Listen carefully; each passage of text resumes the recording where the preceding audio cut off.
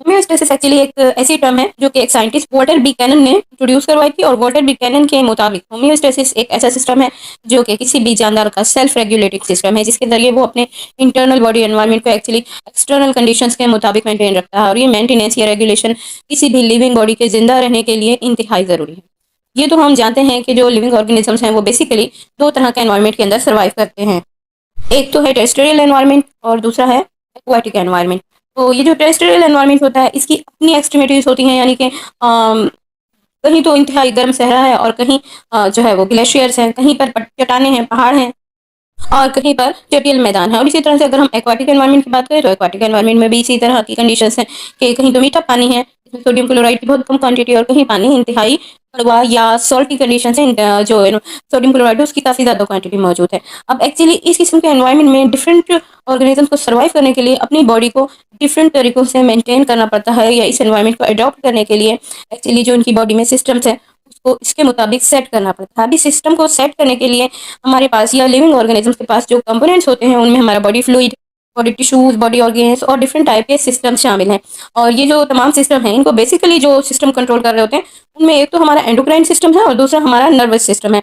और ये system actually जिन processes को कंट्रोल कर रहे होते हैं उनमें जो इंपॉर्टेंट एस्पेक्ट्स हैं वो है एक्चुअली ऑस्मो रेगुलेशन, यानी वाटर या सोल्यूशन की मेंटेनेंस। उसके बाद है एक्सक्रीशन, यानी डिफरेंट टाइप के जो वेस्ट मटेरियल होते हैं उनको बॉडी से बाहर निकालना। और थर्ड पर है थर्मो रेगुलेशन, यानी बॉडी के टेम्परेचर को एक सुइटेबल लिमिट तक मेंटेन रखना। तो अब इस चीज़ को मेंटेन करने के लिए जो हमारा नर्वस सिस्टम होता है एक्चुअली, जिसे हम फीडबैक सिस्टम भी कहते हैं, वो बेसिकली काम कर रहा होता है। इसे हम फीडबैक सिस्टम भी कहते हैं और चेक एंड बैलेंस सिस्टम भी कहते हैं। और इस फीडबैक सिस्टम में एक्चुअली तीन तरह के जो कंपोनेंट्स हैं वो इन्वॉल्व होते हैं। नंबर 1 पर है रिसेप्टर्स, नंबर 2 पर है कंट्रोल सेंटर और नंबर 3 पर है इफेक्टर्स। ये जो हमारे रिसेप्टर्स होते हैं ये एक्चुअली सेंसरी ऑर्गेन्स होते हैं जो कि कोई भी चेंज महसूस करने के बाद फॉरन मैसेज जो है वो हमारे दिमाग को भेजते हैं, यानी सेंट्रल नर्वस सिस्टम को या कंट्रोल सेंटर को मैसेज भेजते हैं।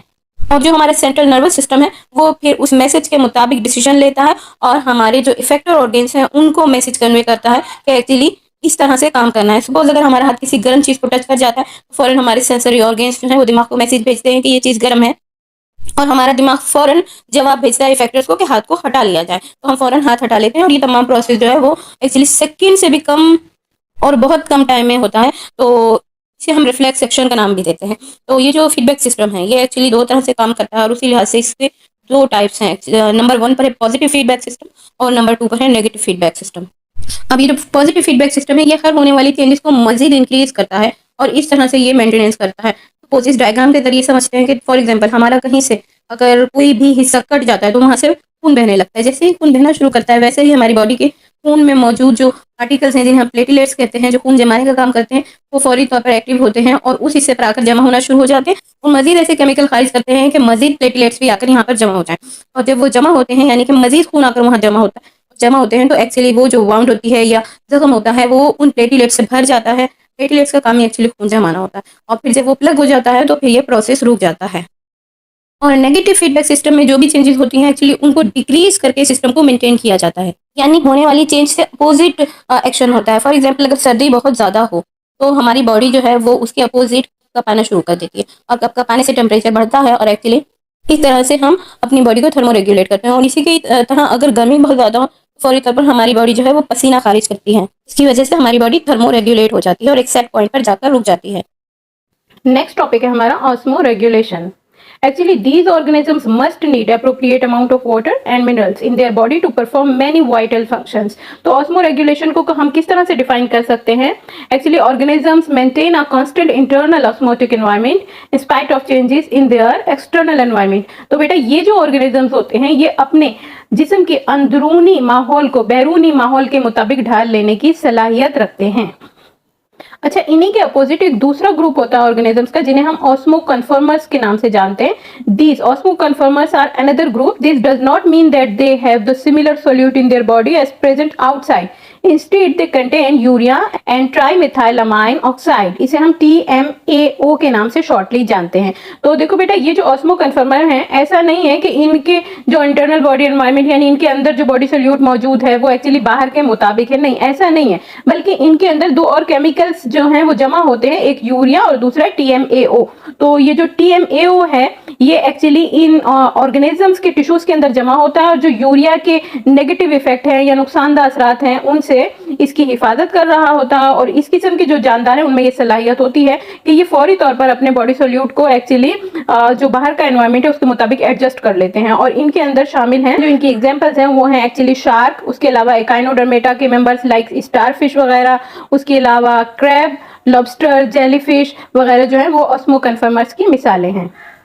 तो आओ अपने नेक्स्ट टॉपिक के अंदर हम ऑस्मो कन्फर्मर्स और ऑस्मो रेगुलेटर्स का एक कंपैरिजन देख लेते हैं। एक्चुअली जो ऑस्मो कन्फर्मर्स होते हैं उनके बारे में जैसा कि अभी मैंने बताया कि organism that have internal body solute composition equal और isotonic to the external environment. बेटा मैंने बताया कि एक्चुअली ऐसा होता नहीं है कि उनके अंदर वही बिल्कुल सेम सोल्यूट मौजूद होता है, लेकिन उनके अंदर यूरिया और ट्राइमिथाइल अमाइन ऑक्साइड होता है जो कि उस एडजस्टमेंट को फौरी कर देता है। जब और ऑस्मो रेगुलेटर्स के बारे में जैसा कि अभी हमने बात की, these organism maintain a constant internal osmotic environment in spite of changes in their external environment, यानी ये जो ऑर्गेनिजम्स हैं ये मेंटेन करते हैं अपने एनवायरनमेंट को बाहर की चेंजेस के मुताबिक। इसके साथ साथ जो ऑस्मो कन्फर्मर्स होते हैं वो एक्चुअली टोटली मरीन ऑर्गेनिजम्स होते हैं, यानी तमाम के तमाम समंदर में मौजूद होते हैं। और जबकि जो ऑस्मो रेगुलेटर्स होते हैं वो समंदर में, मरीन एनवायरनमेंट में भी रह सकते हैं, फ्रेश वाटर में भी रह सकते हैं, उसके अलावा टेरेस्ट्रियल एनवायरनमेंट यानी खुश्की पर, जमीन पर भी रह सकते हैं पानी के अलावा। जबकि जो ऑस्मो कन्फर्मर्स होते हैं वो क्योंकि समंदर में रहते हैं तो समंदर के अंदर can survive in wide range of salinity. Salinity का मतलब है नमक की मिकदार, सॉल्ट की मिकदार। तो समंदर में अलग अलग जो है सॉल्ट की मिकदार है, कहीं बहुत ज्यादा सॉल्टी वाटर है यानी बहुत नमकीन पानी है, कहीं थोड़ा कम, ये हर तरह के समंदरी पानी में रह लेते हैं। जबकि जो हमारे ऑस्मो रेगुलेटर्स हैं वो एक्चुअली जो सैलिनिटी है उसकी बहुत कम मिकदार में रह सकते हैं। अगर सैलिनिटी बढ़ जाए तो इनके लिए जिंदा रहना मुश्किल हो जाता है। तो बेटा इसीलिए जो ऑस्मो रेगुलेटर्स होते हैं इन्हें डिफरेंट काइंड की प्रॉब्लम्स को फेस करना पड़ता है। तो अपने नेक्स्ट टॉपिक में हम देखेंगे problems faced by osmo regulators. तो एक्चुअली ये जो फ्रेश वाटर एनिमल्स होते हैं, जाहिर है ये फ्रेश वाटर के अंदर रहते हैं और फ्रेश वाटर के जो है उसे हम एक्चुअली हाइपोटोनिक एनवायरनमेंट या हाइपोटोनिक सॉल्यूशन का नाम देते हैं। जाहिर है उसमें सॉल्ट की मिकदार कम होती है तो वो हाइपोटोनिक होता है। जबकि जो बाहर का हाइपोटोनिक सॉल्यूशन है उसके मुकाबले में इनकी बॉडी के अंदर की तरफ सॉल्ट की मिकदार ज्यादा होती है। तो यानी कि इनके अंदर का जो एनवायरनमेंट है वो as compare to external environment actually hypertonic internal body environment होता है। यानी ये हाइपरटोनिक बॉडी एनवायरनमेंट के साथ ऐसी जगह पर रहते हैं जहां हाइपोटोनिक एनवायरनमेंट होता है। अगर हम ऑस्मोसिस को याद करें तो ऑस्मोसिस के मुताबिक water move from their higher concentration to lower concentration, यानी इनकी बॉडी के अंदर तो वाटर की कंसंट्रेशन कम है और बाहर ज्यादा है, तो पानी बाहर से अंदर की तरफ का सफर करता है। अब जब पानी इनकी बॉडी के अंदर दाखिल होता है तो जाहिर है स्किन के रास्ते, गिल्स के रास्ते, इनके मुंह के रास्ते डिफरेंट तरीके से पानी इनकी बॉडी के अंदर चला जाता है और अंदर जाकर वो क्या करता है, इनके ऑस्मोटिक बैलेंस को डिस्टर्ब करता है। अब इस चीज को, इस प्रॉब्लम से निपटने के लिए इनके पास डिफरेंट एडेप्टेशंस होती हैं, यानी मुख्तलिफ तरीकों से ये इस प्रॉब्लम को रिजॉल्व करने की कोशिश करते हैं, जो कि एक्चुअली मेनली किसी भी तरीके से इनका काम ये होता है कि ये एक्चुअली जो एक्सेसिव वाटर है इनकी बॉडी के अंदर दाखिल हुआ है उसे किसी भी तरीके से जिस्म से बाहर निकालें, चाहे मुंह के रास्ते निकालें, चाहे यूरिन के रास्ते निकालें, चाहे गिल्स के रास्ते निकालें, लेकिन उस एक्सेसिव वाटर को बाहर निकालें। अब ये उसके लिए क्या है, डिफरेंट एडेप्टेशंस यूज करते हैं, वो हम अपने नेक्स्ट टॉपिक के अंदर पढ़ेंगे। अभी हम अपने दूसरे टाइप के जो ऑस्मो रेगुलेटर्स हैं उनकी प्रॉब्लम्स को देखते हैं कि उनकी क्या प्रॉब्लम है। उनकी प्रॉब्लम ये है कि वो मरीन एनवायरनमेंट में रहते हैं। मरीन एनवायरनमेंट का मतलब हाइपरटोनिक सॉल्यूशन। अब उनके बाहर तो हाइपरटोनिक सॉल्यूशन है और उनके अंदर हाइपोटोनिक सॉल्यूशन है, यानी बॉडी के अंदर। तो अब फिर ऑस्मोसिस को याद करते हैं, water move from their higher concentration to lower concentration, यानी अब क्या होगा कि उनकी बॉडी के अंदर से पानी निकल कर और बाहर आ जाएगा। जब ये होगा तो यकीनी तौर पर उनकी जान को खतरा होगा। इस खतरे से निपटने के लिए वो क्या करेंगे, ज्यादा से ज्यादा पानी पिएंगे। लेकिन जब वो पानी पिएंगे तो उनके पानी पीने की वजह से एक और प्रॉब्लम क्रिएट हो जाएगी। वो क्या, क्योंकि समंदर का पानी जो वो पी रहे हैं वो भी तो नमकीन है, उसके जरिए काफी मिकदार में सॉल्ट जो है वो उनकी बॉडी के अंदर दाखिल हो जाएगा।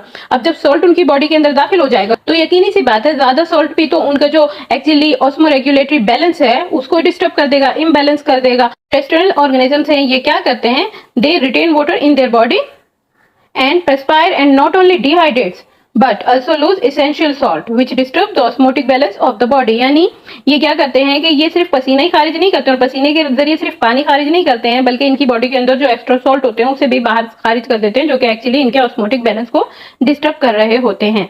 इंशाल्लाह अपने नेक्स्ट लेक्चर के अंदर हम ये जो अपना फ्रेश वाटर एनिमल्स हैं और टेरेस्ट्रियल एनिमल्स हैं, इन्होंने क्या एडेप्टेशंस किए हैं इन प्रॉब्लम से निपटने के लिए, इनको जरा डिटेल के अंदर पढ़ेंगे। जब तक के लिए अल्लाह हाफिज।